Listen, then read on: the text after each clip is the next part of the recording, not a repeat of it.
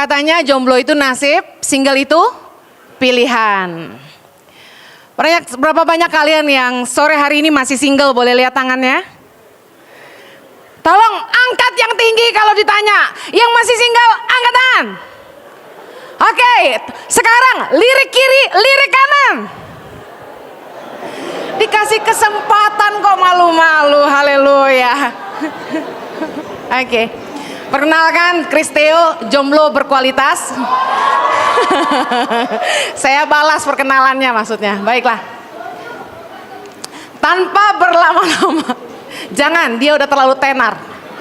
Oke, tanpa berlama-lama kita langsung masuk ke Desperado Jomblo, Living Your Singleness.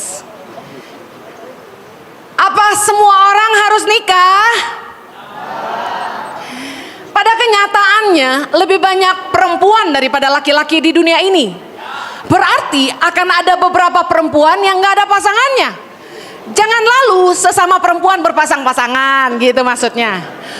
Urusan kelahiran, kematian, punya anak, pasangan hidup itu kedaulatan Tuhan. Kita gak pernah ngerti. Bener gak? Kita gak bisa milih lahir di mana, lahir di keluarga seperti apa, punya orang tua seperti apa. Kita gak bisa lahir gimana. Kalau saya bisa memilih saya lahir seperti apa, yang pertama-tama saya akan minta hidung saya dinaikin 2 cm sama Tuhan. Haleluya. Apa semua orang harus menikah? Matius 19 ayat 12. Jangan fokus di hidung saya, baca firman Tuhan. Sama-sama. Ada orang yang tidak dapat kawin karena ia memang lahir demikian dari rahim ibunya. Dan ada orang yang dijadikan demikian oleh orang lain. Dan ada orang yang membuat dirinya demikian karena kemauannya sendiri, oleh karena kerajaan sorga. Siapa yang dapat mengerti, hendaklah ia mengerti. Jadi pertanyaan saya, apa semua orang harus menikah? Tidak. Firman Tuhan jelas bilang, ada yang gak bisa nikah karena lahir demikian. Ada yang gak bisa nikah karena dibuat oleh orang lain, patah hati contohnya, sampai gak bisa jatuh cinta lagi. Yang ketiga, orang yang mengambil keputusan gak mau menikah karena kerajaan sorga, seperti Rasul Paulus contohnya. Orang tuh semua ribut, pengen kawin, pengen nikah, gak punya pacar, stres sekali hidupnya. Saya mau kasih tahu, apa nikah gampang ya? Yang udah nikah pengen pisah. Semua orang yang masih single, masih jomblo berpikir tujuan hidup menikah adalah untuk bahagia. Tapi saya mau kasih tahu sebagai orang yang sudah menikah, bahwa kalau orang perlu menikah untuk bahagia, kenapa orang kawin cerai juga? Bukan masalah tentang apa nikah itu harus, tapi apa kehendak Tuhan untuk kita. Amsal 16 ayat 3 bilang gini, serahkanlah perbuatanmu kepada Tuhan, maka terlaksanalah segala rencanamu. Tuhan membuat segala sesuatu untuk tujuannya masing-masing. Bahkan orang fasik dibuatnya untuk hari malapetaka. Saya percaya bahwa eksistensi kita di dunia ini ada purpose Tuhan di balik semuanya. Jangan fokus kepada apa yang kamu mau. Kapan gua nikah, sama siapa gua nikah, gua harus nikah sama siapa. Dengar, pergumulan kita yang harus jadi fokus kita sekarang adalah apa kehendak Tuhan buat kita. Mari baca sama-sama apa kata firman Tuhan bagi para single. 1 Korintus 7 ayat 32. Sama-sama yuk. Aku ingin supaya kamu hidup tanpa kekhawatiran. Orang yang tidak beristri memusatkan perhatiannya pada perkara Tuhan, bagaimana Tuhan berkenan kepadanya. Ayat 34. Perempuan yang tidak bersuami dan anak-anak gadis memusatkan perhatian mereka pada perkara Tuhan, supaya tubuh dan jiwa mereka kudus. Ayat 35. Semuanya ini kukatakan untuk kepentingan kamu sendiri, bukan untuk menghalang-halangi kamu dalam kebebasan kamu, tetapi sebaliknya supaya kamu melakukan apa yang benar dan baik dan melayani Tuhan tanpa gangguan. Dengar baik para jomblo-jomblo, single-single sore hari ini. Don't worry, be happy. Firman Tuhan berkata, aku ingin supaya kamu hidup tanpa kekhawatiran. Berhenti ngabisin waktu khawatir gak kawin-kawin. Harusnya fokus kita adalah memusatkan perhatian kita pada perkara Tuhan tentang ini. Apakah Tuhan berkenan sama hidup saya? Poin saya yang pertama ini saya mau bilang gini. Enjoy your singleness. Don't worry. Dengar baik. Nikmati masa hidupmu sebagai single maupun jomblo. Karena segala sesuatu dalam hidup ini ada musimnya. Segala sesuatu dalam hidup ini ada waktunya. Kalau hari ini kamu lagi jomblo, nikmatin aja. Don't worry, be happy. Itu kata firman Tuhan. Nah, saya ingin mengupas 10 benefit jadi jomblo. Percayalah, sebagai perempuan yang sudah menikah dan punya anak, saya mengatakan ini sebagai kerinduan yang tidak pernah terrealisasikan. Oke. Yang pertama, mau traveling kemanapun, berapa lama pun, tenang selama masih ada tabungan. Karena tidak ada yang perlu diurus, dikhawatirkan dan ditinggal di rumah. Kalian jangan fokusnya gini, gak ada yang ngangenin gue. Hei, lihat sisi baiknya. Lu bisa pergi kemana aja, kapan aja, berapa lama pun, tanpa perlu ada yang dikhawatirin di rumah. Tahu gak cerita tentang saya udah keliling Indonesia 12 tahun tapi gak pernah jalan-jalan? Ironi gak menurut kalian? Keluar masuk Sumba, keluar masuk Papua, keluar masuk Mentawai yang katanya indah, keluar masuk semua pulau di Indonesia yang katanya sorga. Saya belum pernah ke pantai, belum pernah ke danau Nihiwatu, whatever they call it, belum pernah lihat dengan mata kepala saya. Kenapa? Karena tiap kali mau pergi keingatan, mama jangan lama-lama. Jadi begitu mau naik pesawat aja udah nangis duluan. Begitu landing, makan cepet langsung ke pedalaman. Dari pedalaman saya cuma punya waktu Senin sampai Sabtu, karena Minggu saya selalu khotbah. Jadi saya cuma punya waktu 6 hari dan saya harus bisa mengunjungi 14 center, bayangin. 6 hari 14 center, lari-larian gak kira-kira? Makanya kalau saya pergi itu, boro-boro jalan-jalan, bisa menyelesaikan trip saya aja udah puji Tuhan. Makan asal-asalan, pokoknya yang penting kelar. Bisa ketemu sama semua anak, sama semua guru. Saya punya beban dan tanggung jawab di rumah yang saya harus pulang ke mereka. Kalau kalian masih jomblo, kalian gak punya itu, nikmatilah. Gemes gua. Yang kedua, bebas bergaul dan berkenalan dengan siapa aja tanpa ada yang perlu marah. Duniamu lebih luas. Tahu nggak? Nggak perlu ada yang nanya lagi di mana, sama siapa, pulang jam berapa. Nggak ada yang rese. Kamu kok deket-deket dia, dicemburuin tuh rese nggak? Rese nggak? Orang nggak selingkuh dikirain selingkuh, padahal cuma makan sama-sama, itu pun rame-rame.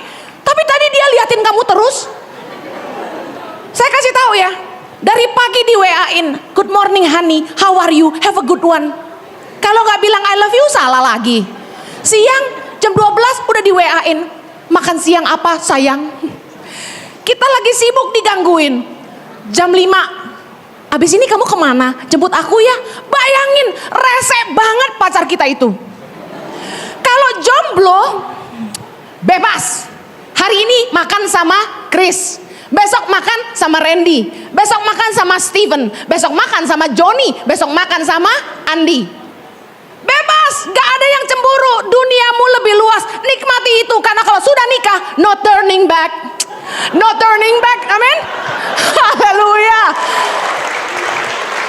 Gue kasih tahu ya, kalau udah nikah, lu bosen juga nggak bisa refund, gue bilangin. 3, benefit jadi jomblo yang ketiga. Waktu mau bantu keluarga kita, nggak ada yang keberatan, nggak ada konflik dengan pasangan, nggak ada beban karena belum punya anak. Saya kasih tahu, waktu kita bangun usaha dan kita lebih maju misalnya dari adik atau kakak kita dan kita kasihan mereka butuh bantuan, kita pasti mau pengen bantu. Atau kita pengen bagi sebagian penghasilan kita buat orang tua kita. Sebagai rasa terima kasih kita udah dikuliahin, udah dibesarin. Kalau udah nikah, itu rada susah. Belum tentu pasangan kita bisa ngerti. Ya, ngerti ya? Belum tentu pasangan kita dukung keputusan kita. Saya konselingin beberapa pasangan muda, mereka ributnya soal gini. Suaminya masih digantungin sama adiknya. Istrinya keberatan. Mau gak mau itu jadi beban. Banyak kan pasangan-pasangan berantem itu soal kita mau bantu keluarga itu jadi masalah. Dan saya kasih tahu, punya anak tuh mahal. Punya anak itu biayanya besar.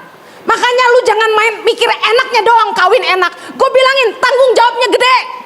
Mikir enaknya doang loh. Dengerin, kalau kamu belum nikah, belum punya anak, kamu gak punya beban.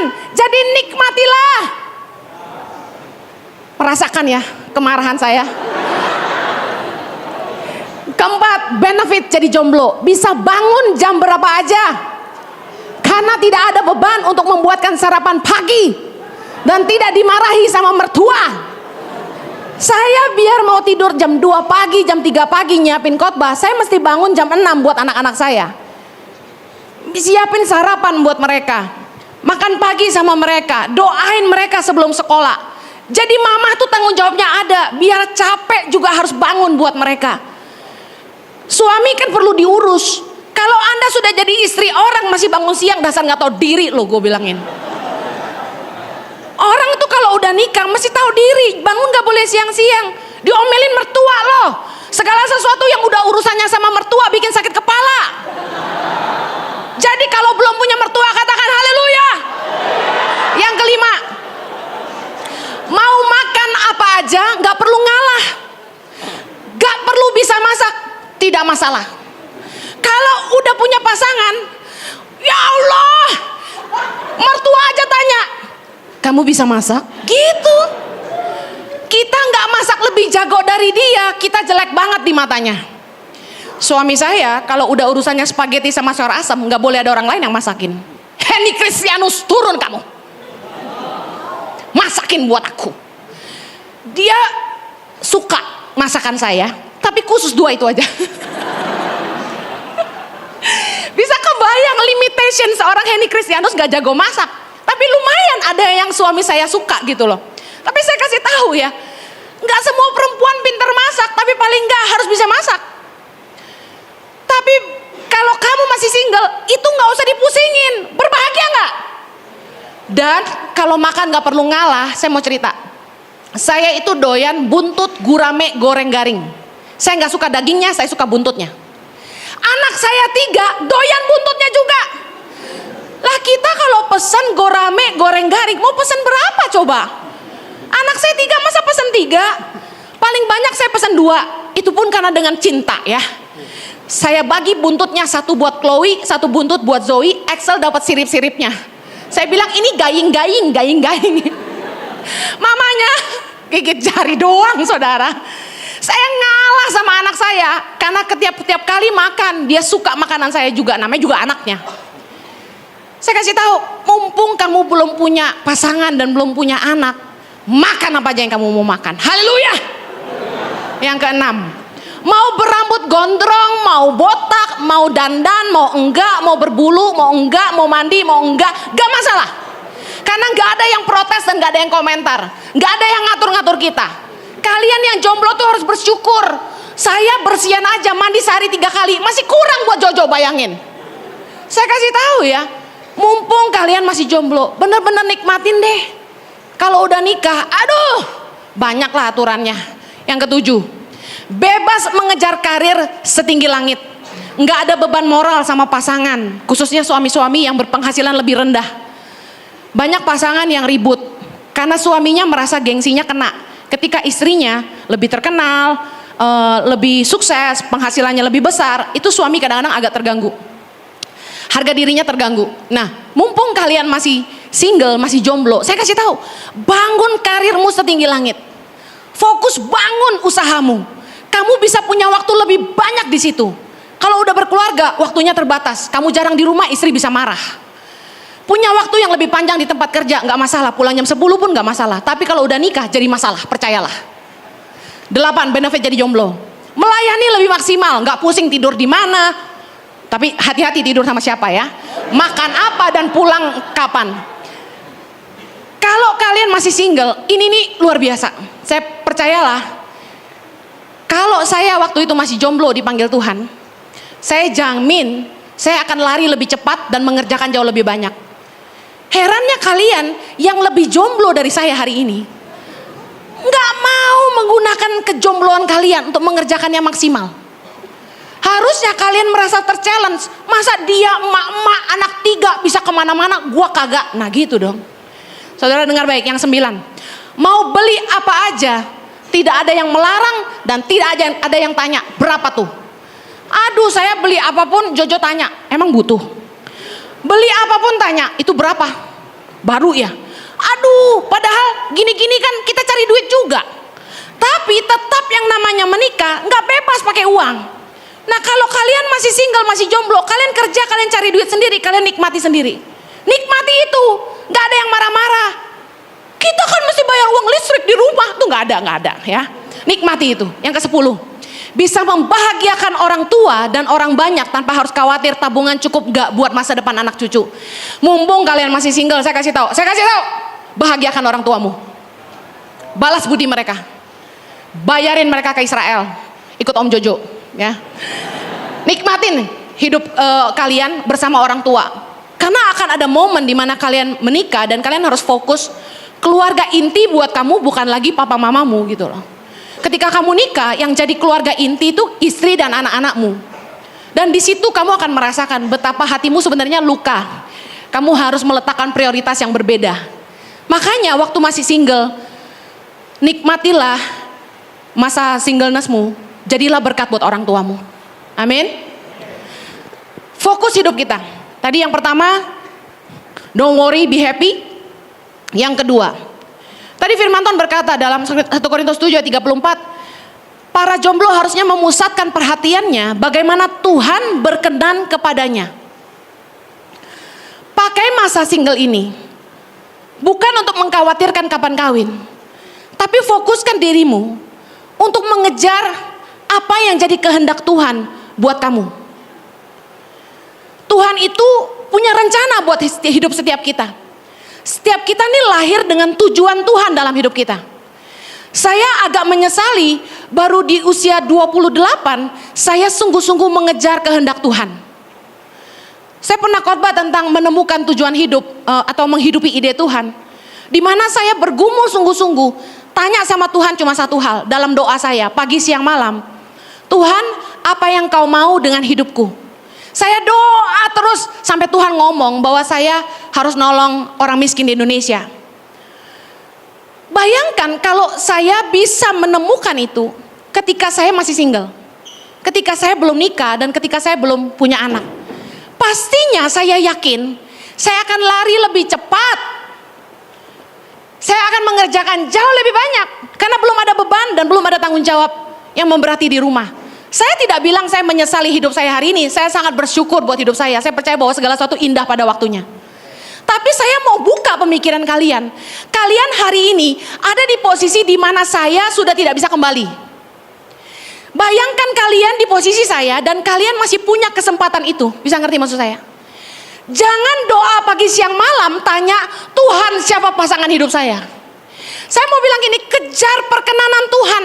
Karena orang yang hidupnya dikenan Tuhan itu selalu disertai dan apa saja yang dia perbuat pasti berhasil. Kejar perkenanan Tuhan, karena kalau kamu tuh nyenengin hati Tuhan, apa sih yang Tuhan gak kasih? Yang ketiga, fokus hidupmu. Tadi yang kedua, jangan lupa cari kehendak Tuhan. Yang ketiga, fokus hidupmu selama single ini. Jaga hidupmu sungguh-sungguh dan tingkatkan kualitas hidupmu.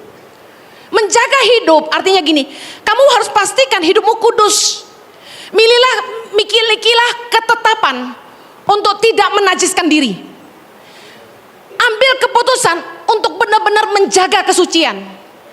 Karena brand new stuff has the highest value. Kita mau beli mobil aja paling mahal itu di posisi dia baru. Kalau kamu mau dapat yang terbaik, kamu harus pastikan kamu juga memberi yang terbaik. Tingkatkan nilai hidupmu. Mumpung masih muda. Saya mau kasih tahu gini, upgrade value seorang kamu. Pastikan hidup kamu tuh berkualitas gitu loh. Saya mau tanya, hari ini hidupmu di level apa? Saya nggak tahu handphone apa yang paling murah. Katakanlah maaf kalau menyinggung brand yang kalian pakai. Hari ini kalian di level Oppo atau iPhone gitu. Kalau hari ini kalian di level Oppo, bukan berarti Oppo jelek, bisa ngerti maksud saya kan? Tapi kita ngerti ada jenjang, beda value di situ, beda kelas. Bangun hidupmu dari Oppo jadi iPhone gitu loh. Kalau kamu mau hidupmu berkualitas, pastikan kamu pakai waktu-waktumu di masa-masa single ini untuk bekerja sungguh-sungguh. Bangun karirmu, pertajam potensimu. Seriuslah kerja mumpung gak ada yang ngangenin di rumah. Bangun usaha rintis dari nol. Dengar, bisnis itu resiko tinggi, high risk, high return. Tapi kalau kamu masih jomblo, apa yang kamu takutin? Take the risk, ambil resiko, bangun usaha. Kalaupun harus habis, kamu gak ada tanggungan. Kamu tanggung jawab sendiri. Beda dengan orang yang sudah menikah, bangun usaha mikir 2 kali. Kalau sampai ngabisin duit yang ada keluarga yang harus dikasih makan. Bisa ngerti maksud saya? Justru mumpung kamu masih single, kamu bisa habis-habisan. Bangun bisnis, seriuslah, habis-habisan investasi waktu, pemikiran, tenagamu untuk bangun semua potensi yang ada di hidupmu. Kamu gak perlu takut resiko apapun, karena usahamu kamu tanggung jawab sendiri. Kamu gak membebani siapapun. Come on, take risk anak muda. Poin lain yang saya mau tekankan tentang menjaga dan meningkatkan kualitas hidup, saya mau kasih tahu gini. Ketika kamu cari kehendak Tuhan dalam hidupmu, dan kamu menghidupi kehendak Tuhan, tanda orang yang menghidupi kehendak Tuhan, itu apa saja yang dia sentuh, itu berkembang. Karena prinsip kerajaan sorga, itu seperti biji sesawi, jadi besar, seperti ragi. Apapun yang dimulai dari kecil pasti mengembang. Itu prinsip kerajaan Tuhan. Kalau kamu menghidupi rencana Tuhan dalam hidupmu, hidupmu akan terus naik, katakan amin. Dan ketika kamu meningkatkan kualitas hidupmu, otomatis ada yang ikut naik. Apa itu? Lingkaran di sekitarmu. Firman Tuhan berkata dalam Amsal 22 ayat 29. Pernahkah engkau melihat orang yang cakap dalam pekerjaannya? Di hadapan raja-raja ia akan berdiri, bukan di hadapan orang-orang yang hina. Lingkaran di sekitar kita, pertemanan kita, koneksi kita, itu tergantung dari posisi di mana kita hari ini. Ketika saya belum bangun tangan pengharapan, gak ada yang kenal saya. Lingkaran saya cuma teman-teman SMA, teman-teman kuliah, keluarga. Tapi ketika saya bangun hidup saya dalam kehendak Tuhan, Tuhan mulai promosi, tangan pengharapan makin lama makin besar. Saya duduk tuh sama konglomerat-konglomerat di Jakarta yang ngajak saya untuk bantu mereka. Bantu mereka pikirin bagaimana supaya yayasan mereka lebih berdampak ke depan, bayangin. Saya sampai pernah mau di hijack sama salah satu konglomerat di Jakarta dengan satu catatan, saya harus meninggalkan tangan pengharapan dan kerja ikut dia. Sebagai GM-nya menangani 38 yayasan di bawah dia. Dia minta saya untuk bantu dia kelola dananya miliatan. Saya dipercayakan bangun proyek rumah sakit waktu itu di Jakarta. Tapi saya tidak ambil gaji sepeser pun dari beliau. Tapi yang saya sadari, ketika Tuhan mulai pakai hidup saya, menggenapi kehendaknya dalam hidup saya duduk di lingkaran yang berbeda. Saya ketemu dengan petinggi-petinggi, bahkan saya dikenalkan sama almarhum Taufik Kemas. Karena saya jarang nonton TV, saya nggak tahu beliau siapa. Sampai dikasih tahu sama konglomerat itu, ini ketua MPR. Saya nggak nyangka Tuhan bisa bawa saya ke level itu. Saya mulai duduk bersama menteri. Saya mau kasih tahu, ketika kita menggenapi kehendak Tuhan dalam hidup kita, Tuhan mulai promosi hidup kita dan kita dibawa ke lingkaran hubungan yang lebih tinggi. Kita duduk bersama raja-raja, ini masuk firman Tuhan, bisa ngerti ya? Tapi kuncinya, pertajam potensimu, kembangkan hidupmu menjadi lebih berkualitas. Kamu harus jadi orang yang excellent dalam pekerjaanmu. Kamu harus bisa menginspirasi generasimu. Orang-orang yang hari ini dipanggil untuk menginspirasi generasi muda adalah orang-orang yang masih muda, below 40 dan dinilai sukses. Mereka semua mulai dari nol. Saya mau bilang gini sama Anda, kenapa ini ada hubungannya dengan pilihan jodohmu? Anda tidak akan menikah sama orang asing. Salah satu dari teman-temanmu dan kenalan-kenalan yang akan mereka kenalkan sama kamu, mereka akan menjadi pasangan hidupmu. Kamu gak mungkin karena demi menikah sama bule, kamu ke Bali. Dan kamu kenalan sama cewek seksi dan kamu bilang gini, "Miss, you're so beautiful. Would you marry me?" Bisa digetok, saudara. Saudara gak bisa pergi ke Australia. Anda pergi ke Hillsong karena Anda pikir gue mau dapat pasangan hidup bule, takut Tuhan, ganteng. Anda ke Hillsong. Anda pikir gini, ikut Hillsong Conference yang ratusan ribu orang datang di situ, semakin banyak kemungkinannya lebih besar. Anda ikut ngantri dan satu-satu Anda tanyain, "Hi mister, are you single? Will you marry me please?" Nggak bisa guys, nggak segampang itu. Kita nggak akan nikah sama orang asing.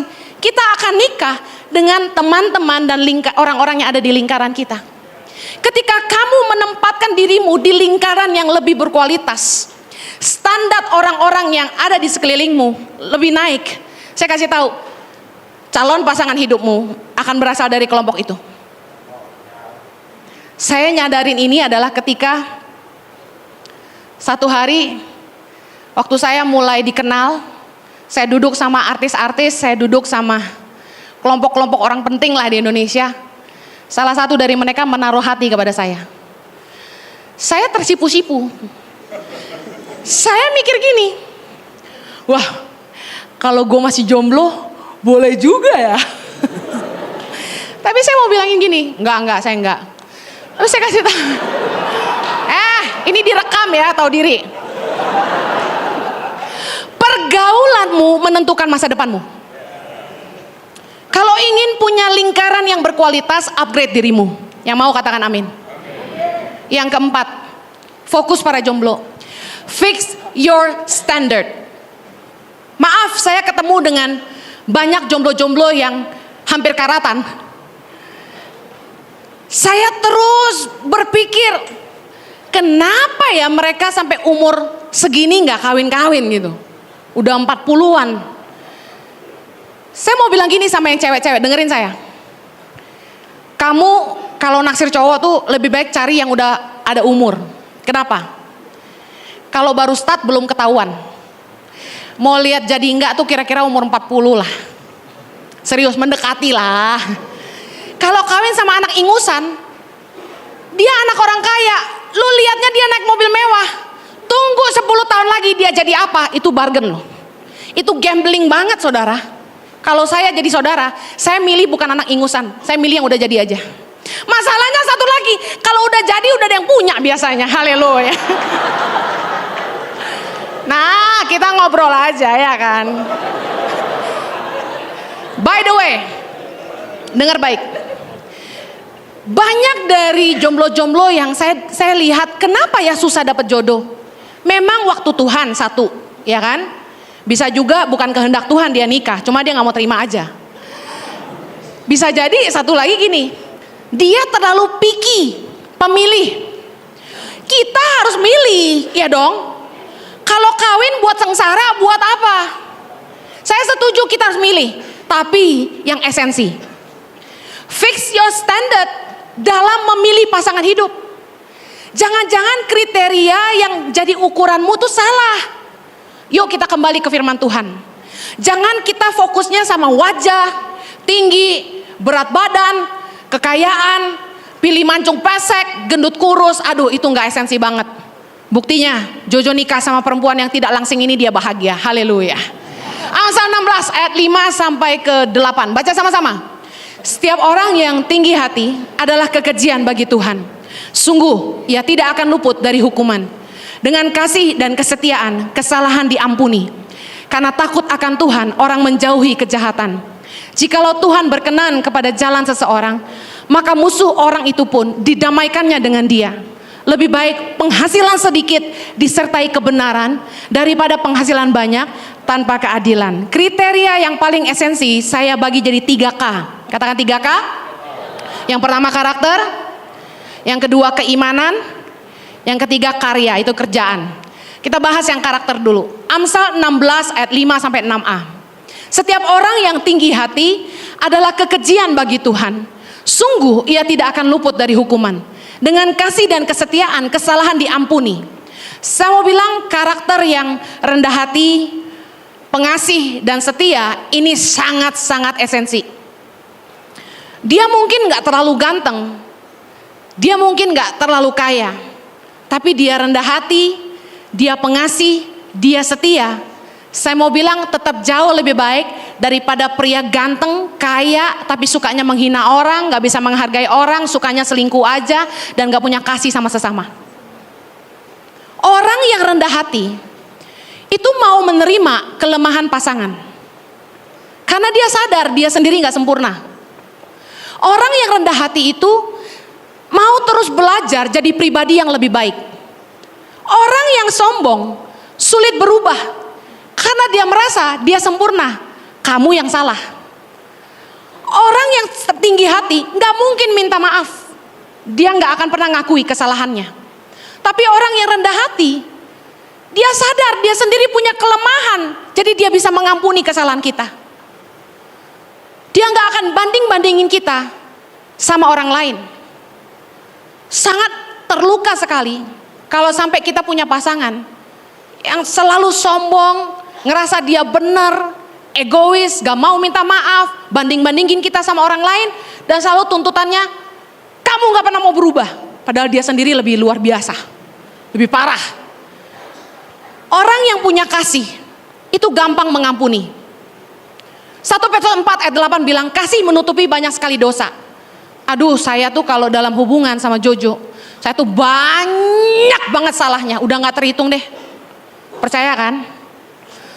Tapi dia tuh baik banget.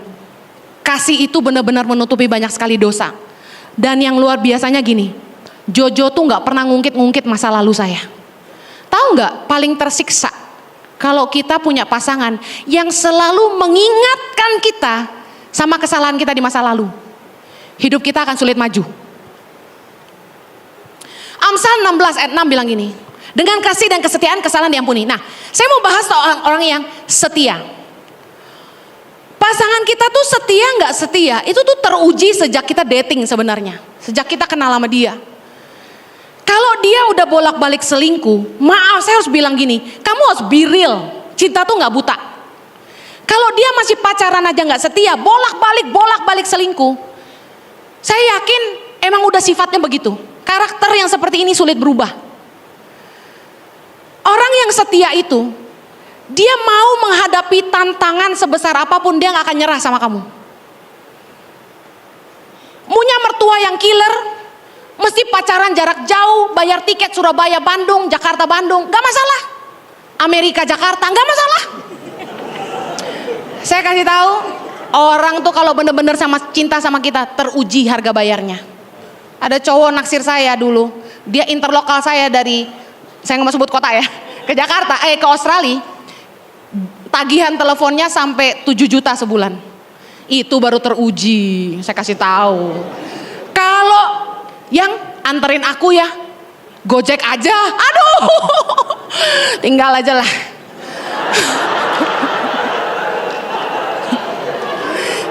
Bicara soal karakter lagi, Randy kuasai diri.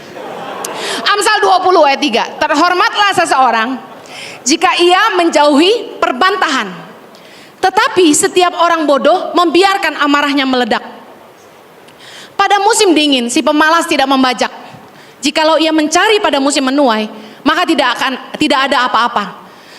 Sejak dating, buka mata lebar-lebar, lihat pasanganmu.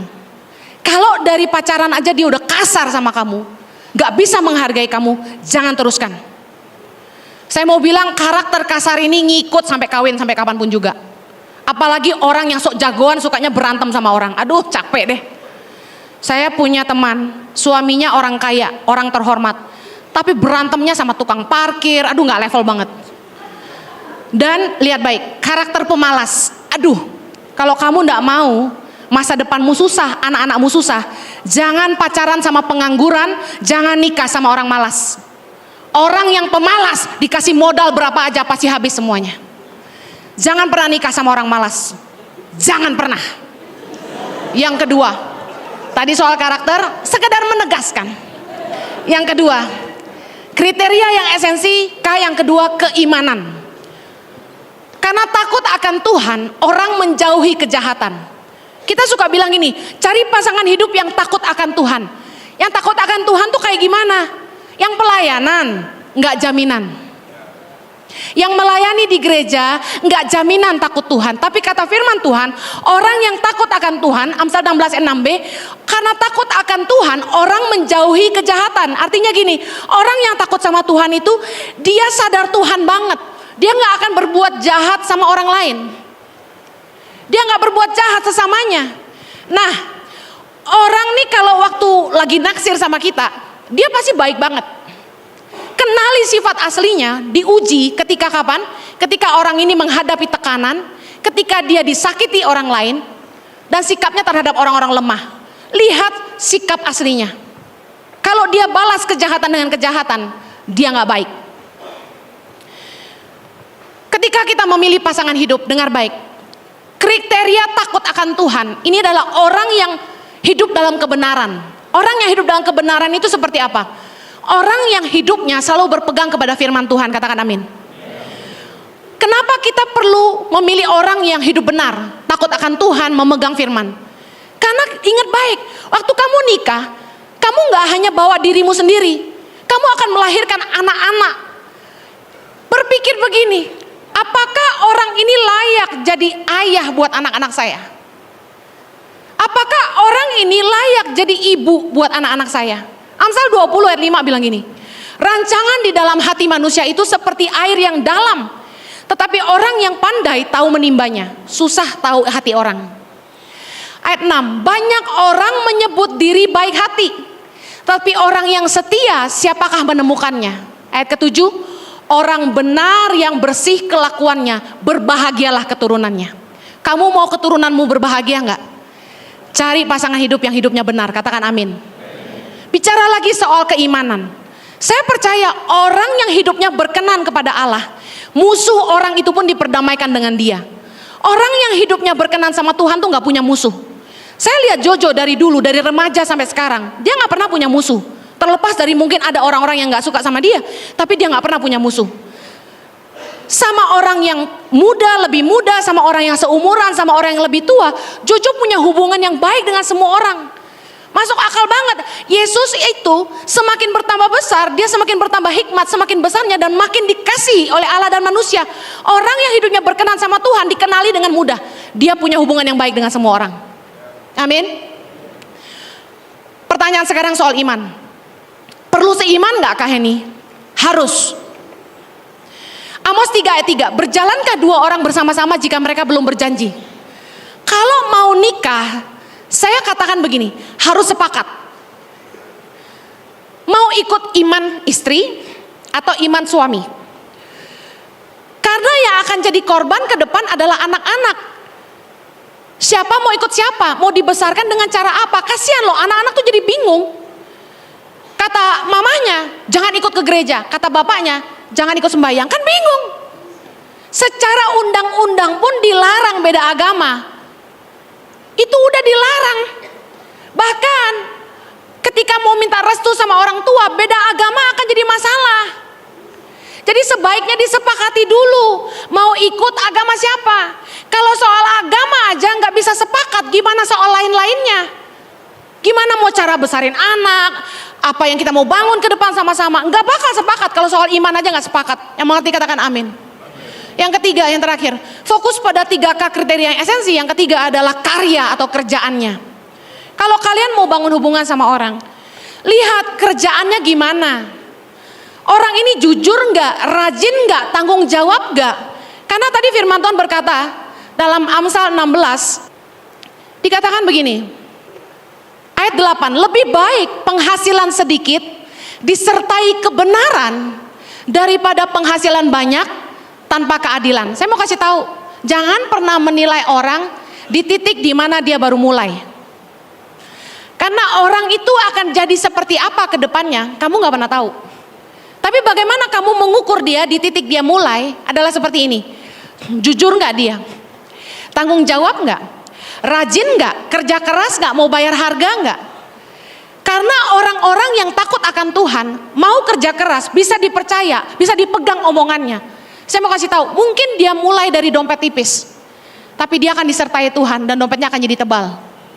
Tapi orang yang mulai dengan dompet tebal, tanpa disertai takut akan Tuhan, dia uangnya banyak tapi suka nipu orang, suka bohongin orang, gak bisa dipercaya, makan uang orang, suka ngutang. Saya kasih tahu, dari dompet tebal, dia akan turun ke bawah jadi orang miskin.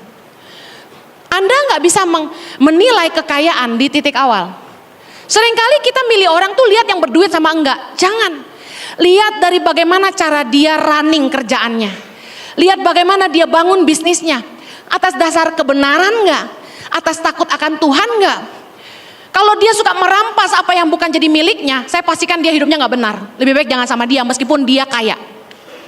Orang yang mulai dari kaya tapi enggak benar, pasti bikin kamu sengsara. Dan enggak ada jaminan untuk sustain ke depannya. Percuma kaya kalau nggak punya karakter dan nggak takut Tuhan. Kenapa? Orang yang cinta uang, saya kasih tahu ya, kamu nggak bakal jadi prioritas buat dia, karena bagi dia uang lebih penting. Kamu nggak akan dihargai, malah bisa-bisa dipukulin. Orang yang cinta uang menghalalkan segala cara untuk jadi kaya, termasuk mengorbankan keluarganya. Banyak orang tua yang pergi ke Gunung Kawi buat cari pesugihan, ngerti pesugihan ya, untuk cari kaya. Mereka tahu bahwa anak-anak akan dikorbankan. Saya punya teman, satu angkatan dulu waktu sekolah. Satu keluarga, anaknya bisu semua. Padahal ganteng-ganteng, cantik-cantik. Tapi nggak ada yang bisa ngomong. Kenapa? Karena papanya pergi ke Gunung Kawi cari pesugihan. Orang yang cinta uang nggak akan prioritasin kamu. Buat kamu, buat dia, kamu nggak penting. Bayangin. Orang yang cinta uang berpikir dia bisa beli apa aja dengan uang, termasuk cinta. Udah pasti sulit setia. Saya mau tutup dengan begini. Sendiri atau berdua, kamu bisa bahagia. Katakan amin. Bahagia itu gak datang dari luar. Bahagia itu datang dari dalam. Sumber sukacita kita tuh Tuhan. Siapapun gak bisa bikin kamu bahagia. Terbukti orang yang menikah pun gak semua bahagia. Bahagia tuh keputusan. Saya mau kasih tahu itu aja. Mau nikah atau tidak, berserah sama Tuhan. Jangan pusing kapan kawin, apakah saya harus kawin, berserah, tanya kehendak Tuhan buat kamu. Kejar apa yang jadi kehendak Tuhan. Mau jomblo, mau nikah, kamu bisa bahagia. Fokusmu yang kedua, upgrade kualitas dan nilai hidupmu. Percayalah, ketika kamu fokus kepada tujuan Tuhan dalam hidupmu dan kamu meningkatkan nilai-nilaimu, Tuhan akan membawamu ke lingkaran pertemanan yang lebih jauh berkualitas dan pilihanmu untuk pasangan masa depan jauh lebih berkualitas. Yang terakhir, evaluasi kriteria kamu dalam mencari pasangan. Dengarkan nasihat ini. Kalau seleramu yang ketinggian, bercerminlah. Kalau karaktermu yang bermasalah, berubahlah. Kalau wajahmu tidak tertolong, kantongmu harus bisa menolong. Amin. Haleluya. Saya berdoa kalian semua diberkati. Kita doa. Tuhan tolong kami. Jangan sampai kami salah pilih pasangan hidup. Karena soal pasangan hidup ini bicara soal masa depan dan seumur hidup. Berikan